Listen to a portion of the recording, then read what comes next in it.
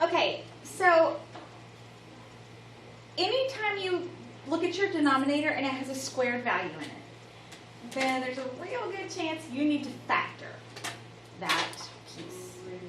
And it does factor, and it actually factors really simply because it has a GCF. What's the GCF of those two terms? X. Right. So if I factor out an x, Oh, sweet. that leaves me x minus 2. So these two things are the same, so I'm going to cross this one out. So now I'll create my LCD box. I mean, it's still not. My first piece is x minus 2. My second piece is x. My third piece already has both of those. So I can just leave the LCD like it is.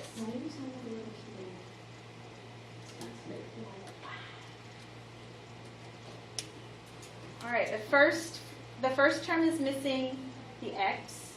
And if I'm going to put an x on top, I'm going to have to put one on bottom.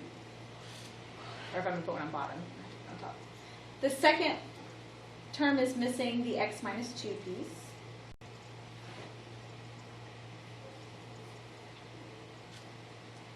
And the third piece already has everything it needs. So now you can disregard the denominator and deal with just what's in the numerator.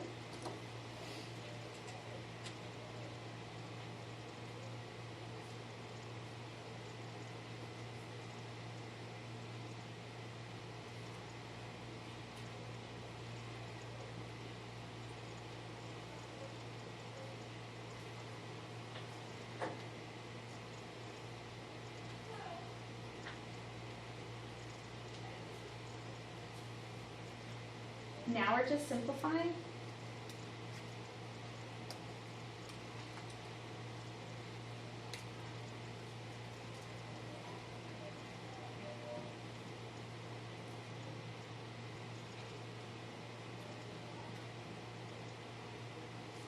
If I add this 2 to the other side, it's going to cancel my 2.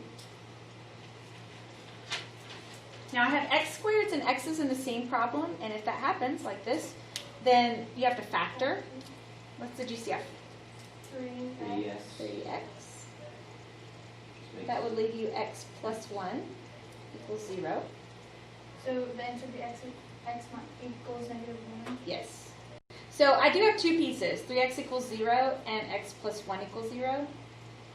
So if I divide this by 3, I get x equals 0. But because of this single x right here, if I plug that in right there, that denominator would go to 0. So this one doesn't work.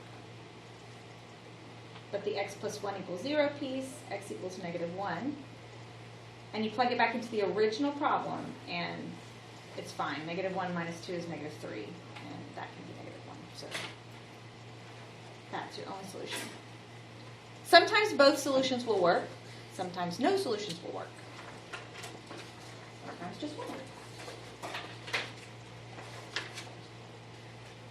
All right, y'all good so far? Okay.